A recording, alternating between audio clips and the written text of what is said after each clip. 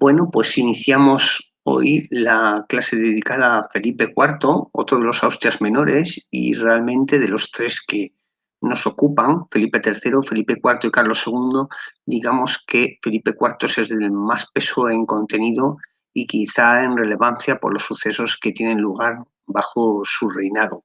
De hecho, fijaros que tiene tal relevancia que de los estándares que le dedica el currículum a la monarquía de los Austrias menores, a estos tres Austrias, pues tres de los estándares están relacionados directamente con el reinado de Felipe IV. En concreto, el primero, que se refiere a los proyectos de su valido, el conde duque de Olivares, el más famoso de todos los validos, por lo menos de la edad moderna. Luego entraremos en la edad contemporánea con Godoy, que será otro valido también bastante conocido, pero el conde duque de Olivares pues tiene una importancia fundamental en la política del reinado de Felipe IV.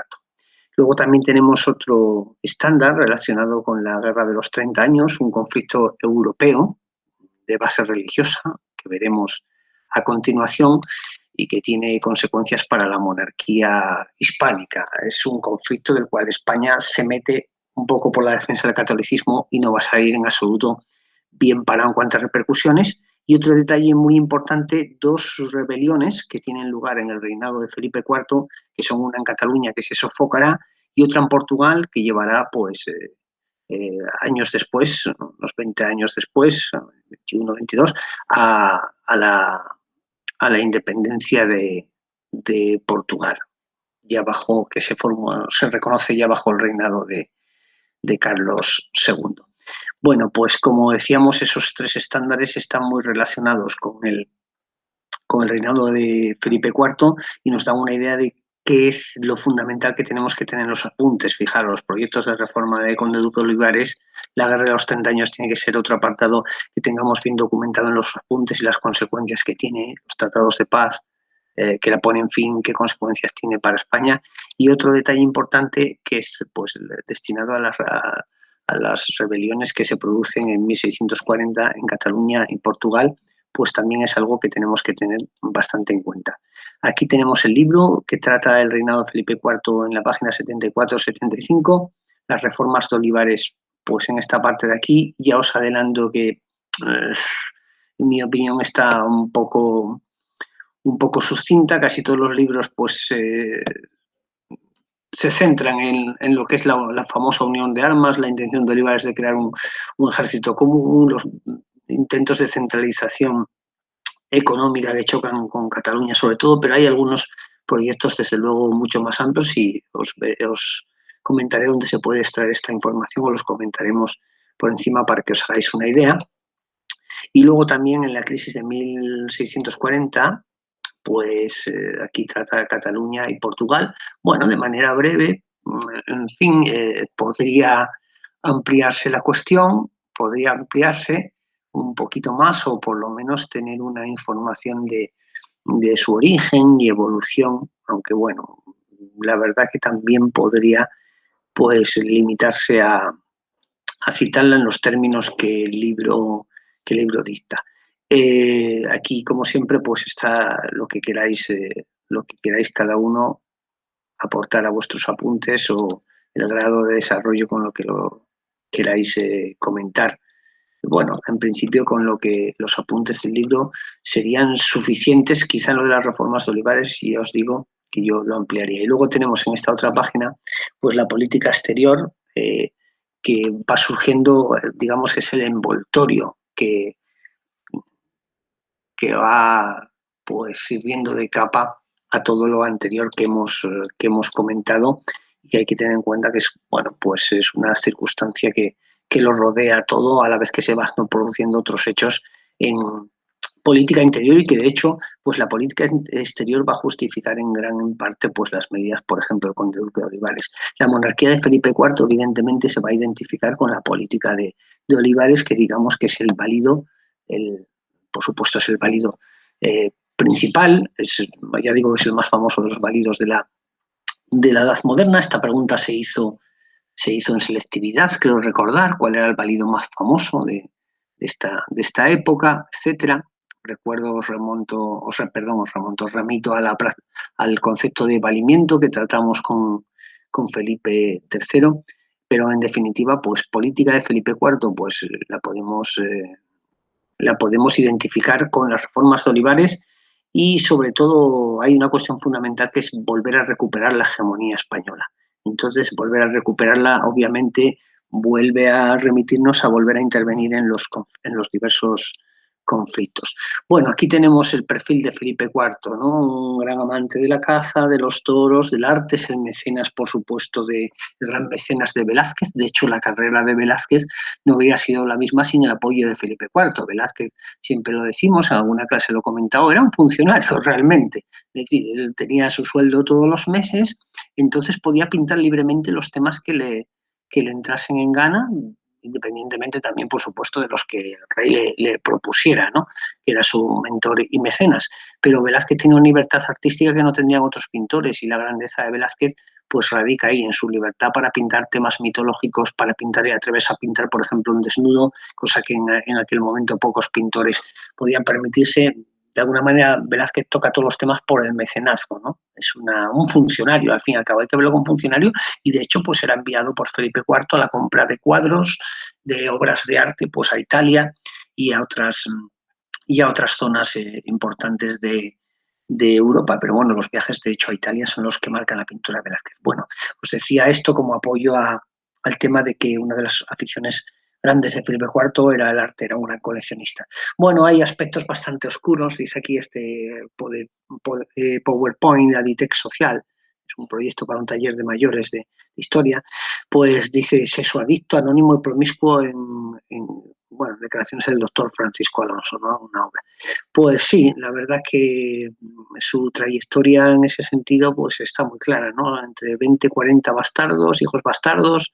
Juan José de Austria será el único reconocido, tendrá un peso importante, luego llegará a ser valido de Carlos II, y 13 hijos legítimos, de los cuales, bueno, pues sobreviven bastante pocos. De su primer matrimonio tiene 7 con su primera mujer, Isabel, y solo sobreviven 2 que luego morirá, bueno, que uno, el infante Baltasar Carlos, morirá, y luego su segundo matrimonio pues también sobrevive finalmente 2, uno de ellos Carlos II. En fin, en definitiva, pues esa es la parte oscura de Felipe IV. Aquí vemos matrimonios con su árbol genealógico. Su primera esposa, Isabel de Borbón, la deseada, hija de Enrique IV de Francia. 7 hijos, solo sobreviven 2, que María Teresa, pues sí, llegará a ser reina consorte de Luis XIV, y el príncipe Baltasar Carlos, que muere de viruela. La viruela pues era una enfermedad muy contagiosa y bastante, bueno, pues bastante mortal en esa época, ahora que están tan de moda las enfermedades, ¿no? Bueno, aquí tenemos los versos de Quevedo, ese ingenio, ¿no? Se aludía a la cojera de la reina, entre el clavel blanco y la rosa roja, su majestad escoja, ¿no? Lo que dice que le llevó a hacer esa chanza personalmente. Bueno, su segunda esposa será Mariana de Austria, prometida del príncipe Baltasar Carlos, de hecho, sobrina del propio Felipe IV, pero bueno, pues se va a casar y tendrá 5 hijos, sobreviven 2, Margarita será futura esposa del emperador Leopoldo I y Carlos II. Evidentemente, como veis, esto es una consanguinidad muy grande con todos los problemas que acarrea. Pero bueno, digamos que el gran mandamás del reinado de Felipe IV lo tenemos en el conde duque de Olivares, ¿no? Toda esta información sobre los proyectos del conde duque de Olivares, aunque podría comentarla, son amplios, la tenéis aquí en este vídeo que os he puesto en el blog de la serie Reyes de España, capítulo dedicado a Felipe IV. Son vídeos de unos 54 minutos, muy interesantes, están bastante bien documentados, tienen bastante aportación historiográfica, elaborados con ayuda de docentes universitarios, especialistas en el tema, son bastante amenos de ver. Ya os acoto el vídeo en lo que se refiere al conde duque de Olivares. El principal valido son 8 minutos en los que va citando de manera breve pues los diversos proyectos que el conde duque de Olivares pues quiere tomar. Hay uno que se reconoce que fundamentalmente es que la famosa unión de armas, un ejército común, ¿no? Que defienda la hegemonía española y participe en los conflictos. evidentemente ya la aportación de tropas profesionales va disminuyendo en las tropas de la monarquía hispánica, pues hay que recurrir a más tropas españolas, ¿no? Llegado el caso, y lo que se trata es de compensar el esfuerzo que está haciendo Castilla. Castilla, evidentemente, como sabéis, desde los Reyes Católicos ha llevado siempre el peso económico, esa era la gran queja. Os recuerdo que uno de los conflictos que surgen en Castilla por el peso del Castilla y por no ser tenido en cuenta con Carlos I son las comunidades. Evidentemente, pues muchos seguro en este momento lo teníais en mente. Pues ahí ya se veía el descontento de Castilla, la derrota de los comuneros pues ratifica el poder real, se queda ahí sombrecido el asunto, pero si bien no había habido rebeliones en Castilla a partir de ahí, lo cierto es que Castilla está agotada en recursos, tenemos muchos problemas con los metales preciosos de América, ya vienen cada vez en menor cantidad y lo lógico es que el resto de territorios del imperio, de la monarquía hispánica, contribuyan y ya sabemos que esto no estaba pasando. La idea, por ejemplo, de Olivares en el terreno militar era crear un ejército como una unión de armas de forma que cada territorio aportase un número determinado de soldados en función de su población. Bueno, aquí hay un detalle que de las desavenencias con Cataluña, obviamente Cataluña, como sabéis, tiene, bueno, la Corona de Aragón tiene sus propios fueros y sus propias cortes, el distinto funcionamiento político, ¿verdad?, de Castilla y de Aragón, y cómo funcionan las cortes de Castilla y cómo funciona la de Aragón. En la de Aragón, en los diversos reinos, Reino de Valencia, Reino de Aragón y el Principado de Cataluña o Reino de Cataluña, también se le puede decir, pues el rey tiene que respetar los fueros, costumbres, las instituciones, las leyes, y no era lo normal que se saltase eso. De alguna manera, Olivares, pues lo que pretende es entrar imponiendo una centralización. Es el primero que lo va a intentar, él no lo consigue. Veremos que esta centralización se consigue con Felipe V o se inicia y se consigue en gran medida con Felipe V, y Olivares pues será el primero que lo intente. ¿Y esto qué le lleva? Pues a desavenencias evidentemente con las cortes, sobre todo catalanas, ¿no? Con el Principado catalán, que es a lo que nos va a llevar pues la Revolución Catalana de 1640, la sublevación, ¿no?, contra el poder de Felipe IV. Al final es un conflicto, muchos historiadores dicen, es un conflicto constitucional, ¿no? Olivares intenta pasar por encima de las cortes catalanas, imponiéndoles, bueno, que tienen que aportar soldados y que tienen que aportar dinero también, porque se intenta hacer una reforma. Otro de sus proyectos es la reforma de tributos y de impuestos para hacerlos más modernos y que aquí todo el mundo contribuya. Recordáis que siempre decimos que la Corona de Aragón no llega a contribuir. En Flandes, ¿qué pasaba? Que no contribuían. Cuando Felipe II intenta imponer allí nuevos impuestos, incluso y ya, bueno, cuestiones ya como la Inquisición, por supuesto, implantarla allí, surgen los problemas en los Países Bajos. Y tenemos también a Portugal, al Reino de Portugal, en la Unión, que, bueno, Felipe II se había comprometido a respetar también pues sus instituciones y sus fueros y leyes, y evidentemente el Reino de Portugal, por ejemplo, tampoco contribuía.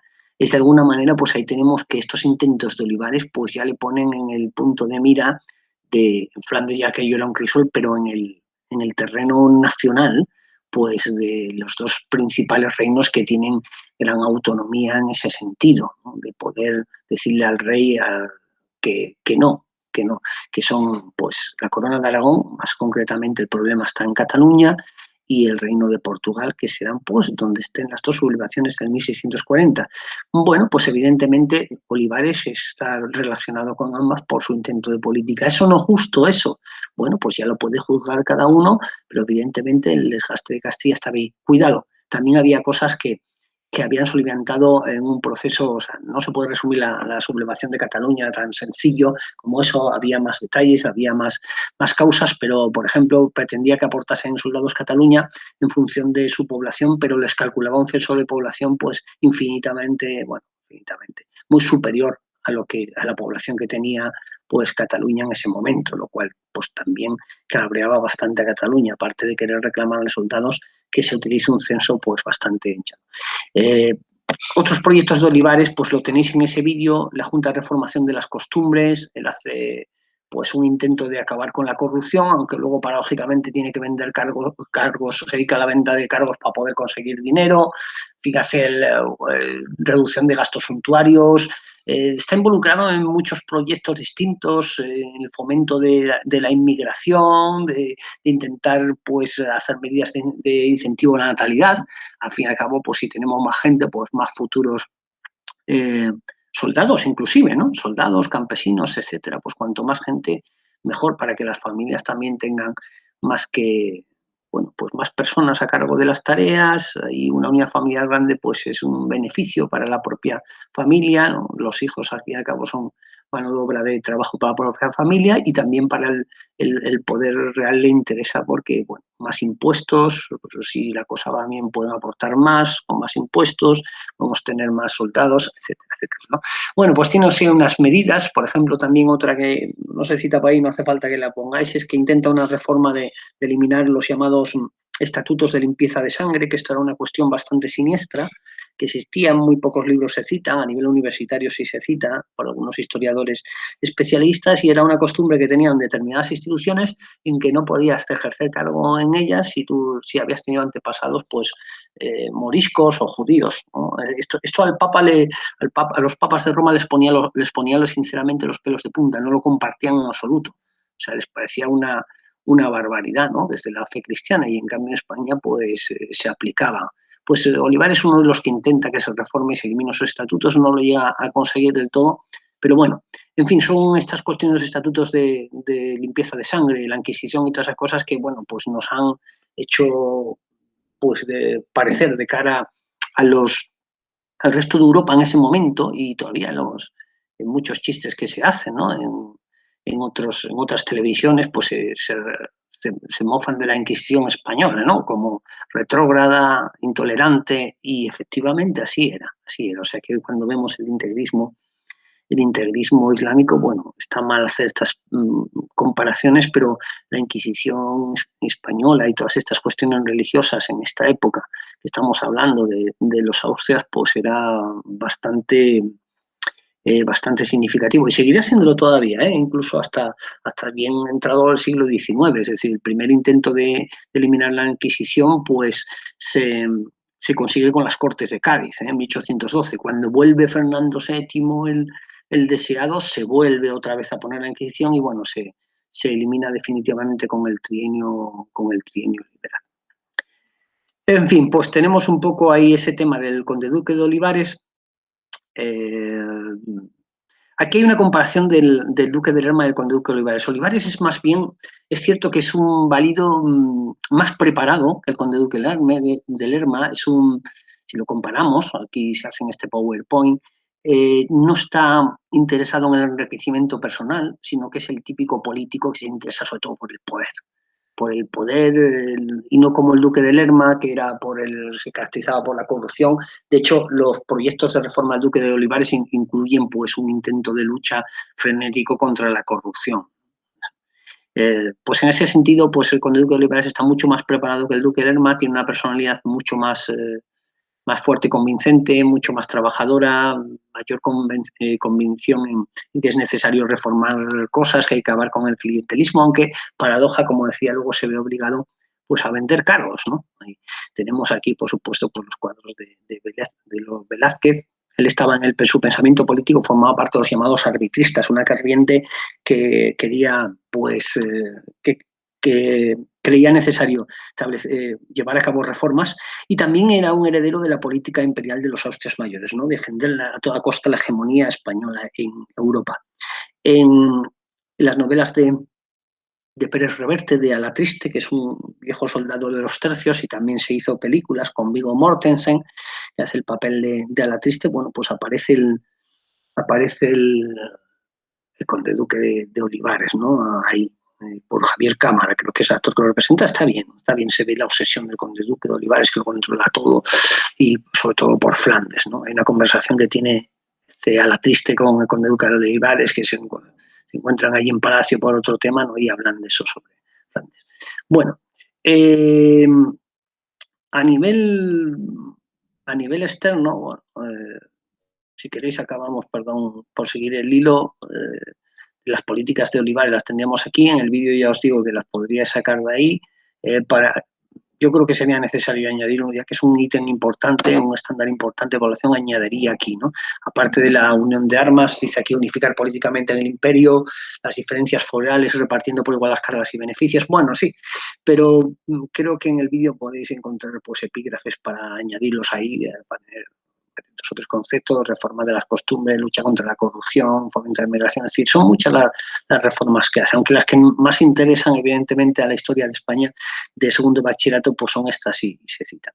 Bueno, ahí tenéis la rebelión de Cataluña, como decíamos, se pueden hablar más cosas, en el vídeo que os pongo también ponen más cosas, por ejemplo, bueno, Cataluña se rebela en 1640 con la entrada de los segadores armados, ¿no? Quizá no, ahí tenemos al himno de Cataluña, es los segadores, ¿no? El segadors, no, perdón, no, por favor, que sepa hablar catalán, que lo pronuncie mal o lo diga mal, ¿no? Bueno, pues se sublevan ahí en el corpus llamado Corpus de Sangre, en el Corpus de 1640, e incluso llegan a buscar el apoyo de Francia, que estaba en guerra con España. De hecho, la situación de guerra con Francia había soliviantado aún más a Cataluña, ¿no? Sobre todo porque tenía, en virtud de una cuestión de un derecho de asilo de las tropas, que se remontaba, bueno, casi a la Edad Media, pues Cataluña tenía que acoger las tropas del ejército real con todos los problemas que ocasionaban. Bueno, pues como os decía, todas estas cuestiones llevan a la rebelión de Cataluña y que Cataluña pues inmediatamente se declare, Pau Clarís declara la República Catalana, ¿no? Esto no es novedoso. Cuando vemos estos problemas con Cataluña, es decir, que los problemas estos de la identidad catalana y los problemas diversos, en este caso de luchar por su identidad y sus fueros, pues ya los tenemos aquí en 1640, ¿no? Ya los teníamos desde la marca hispánica de Carlomagno, ¿no? ¿Ahí? Y se justifican en el diferente funcionamiento que han tenido hasta relativamente a las puertas de la historia contemporánea, pues la Corona de Aragón y Cataluña, Valencia, Aragón.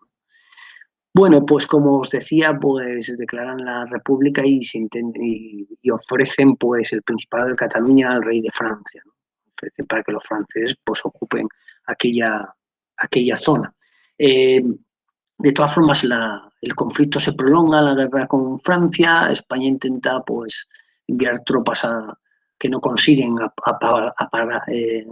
sofocar la rebelión catalana, tardará bastante tiempo, fijaros, hasta 1652 no se consigue, y bueno, también pues los franceses ya ocupando la zona catalana, abriendo un nuevo frente allí también pues son un factor de hastío para el pueblo catalán, ¿no? Todo esto provoca un poco en fin, cansancio también de Cataluña, total que finalmente Barcelona, tras 13 meses de asedio, se rinde en 1652, ya cuando Francia ha perdido el interés en la zona catalana y ya se había comprometido pues a abandonar esas pretensiones, ¿no? Esas pretensiones sobre ese territorio que se reconocía como español. En 1652, como decía, tras 13 meses de asedio, Juan José de Austria, hijo bastardo pero reconocido por Felipe IV, pues toma la ciudad. Y Felipe IV, bueno, pues al final todo acaba que se compromete a respetar, a volver otra vez al entendimiento de respetar los fueros. Es decir, que no se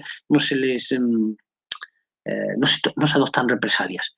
Vamos a ver que en el primer Borbón, en Felipe V, cuando pase Carlos II, vendrá Felipe V, no se olvidará la rebelión de Cataluña, o que Cataluña se posiciona en contra del rey en la guerra de sucesión, y ahí se les pasará factura con los decretos de nueva planta, que ya trataremos pues, en breve, una semana o dos. Bueno, y la otra rebelión la tenemos en Portugal. Esto está un poco cortito, quizá buscaría un poco más de detalles, aunque bueno, en fin, el caso de los portugueses también tenían muchos, estaban viendo que la unión con España, no sé si en algún PowerPoint la tenemos por aquí,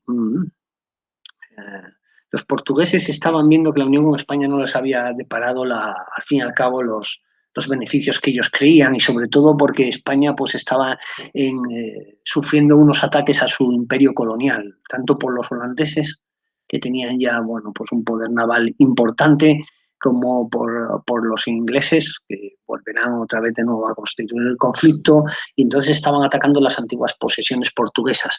Esto a Portugal no le venía nada bien, sobre todo por la enemistad con Inglaterra, que era un vecino natural, y de hecho vamos a ver que a partir de ahora Inglaterra y Portugal siempre tendrán una relación bastante cordial, ¿no? Bastante cordial, sobre todo por las relaciones comerciales, que son países muy cercanos, ¿no?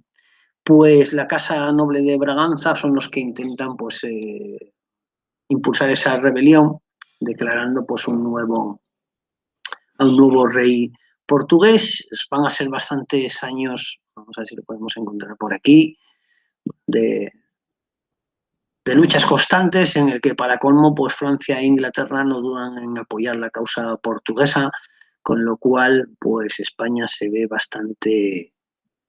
bastante mal parada y finalmente, como decía, pues se consigue los portugueses consiguen su independencia, reconocida ya durante el reinado de Carlos II, aunque las derrotas militares como Elbas ya habían sido anteriores, ¿no? Vamos a ver si podemos buscar por aquí este PowerPoint. Desde luego, aquí tenemos, por ejemplo, este PowerPoint le dedica un montón de cosas a la sublevación en Cataluña. Es un PowerPoint muy extenso, son 168 páginas, es decir, que trata, pues, bueno, pues se trata este periodo de Juan José de Austria de manera bastante extensa, ¿no? Bueno, aquí tenemos la proclamación Lisboa del Duque de Braganza como Juan IV.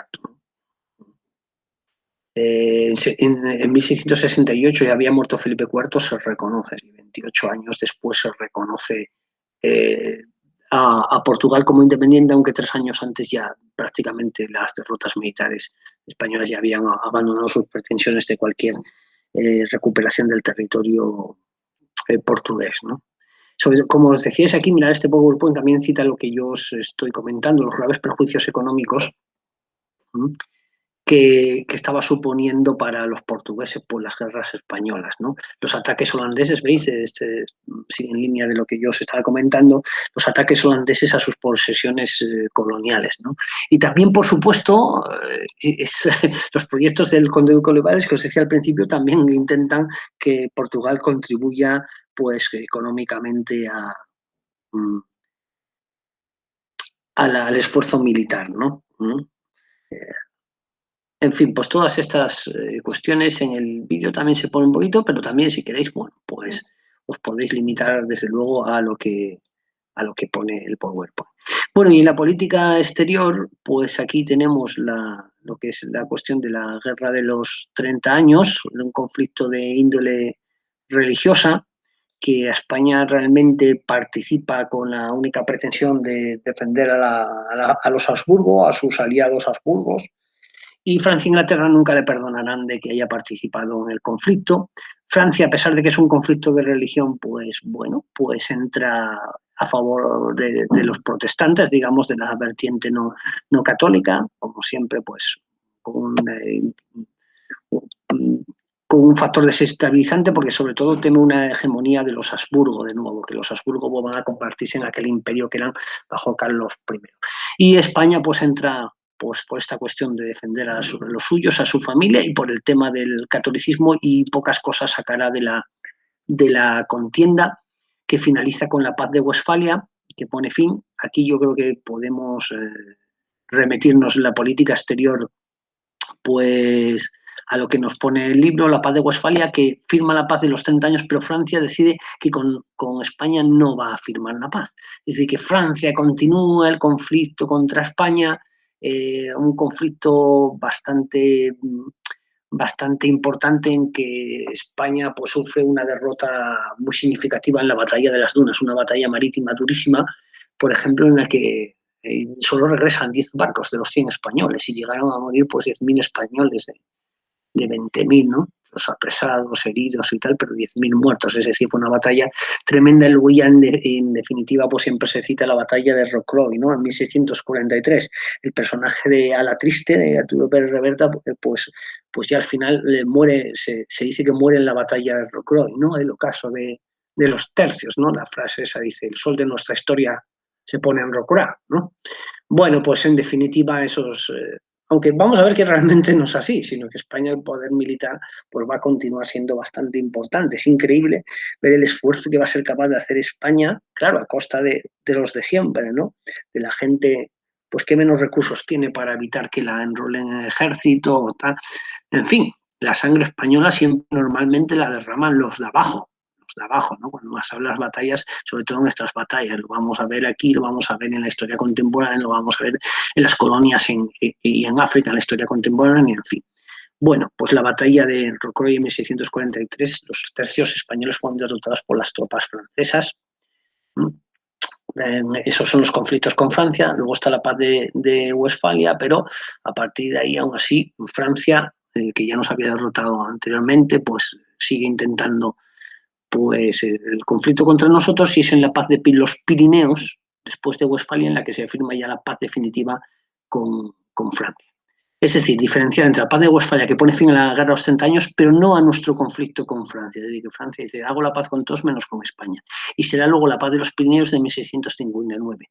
Velázquez era el encargado de organizar diplomáticamente el encuentro en la isla de los Faisanes para firmarla en la ría de Bidasoa, para firmar esa paz, y precisamente a la vuelta enferma, con 50, creo recordar 52 años, puede ser 52 o 54, y muere en el camino enfermo, Velázquez.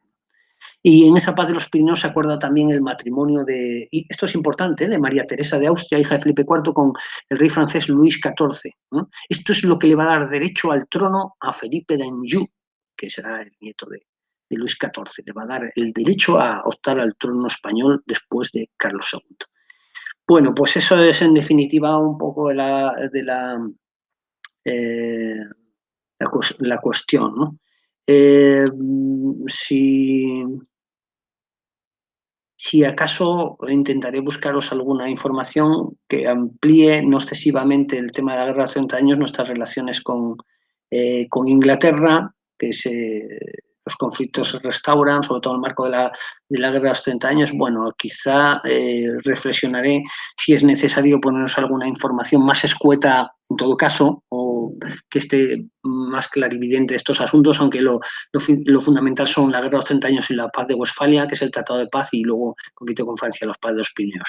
Bueno, estaré pendiente de este detalle de la política exterior, y queda en vuestras manos pues el tema de reformas de Olivares y de analizar bien las crisis de 1640, la rebelión de Cataluña y la rebelión de Portugal, que son los hechos más importantes. Bueno, la siguiente clase pues la dedicaríamos muy brevemente a Carlos II, que veréis que apenas lo tratan los estándares de evaluación, está más relacionado con su muerte y la crisis sucesoria, y sí abordaremos el tema de la organización americana y, bueno, y la crisis demográfica también que se produce en el siglo XVII, que también el libro pues lo trata en las siguientes páginas. Bueno, dejamos esto por hoy y al próximo día retomaremos la clase.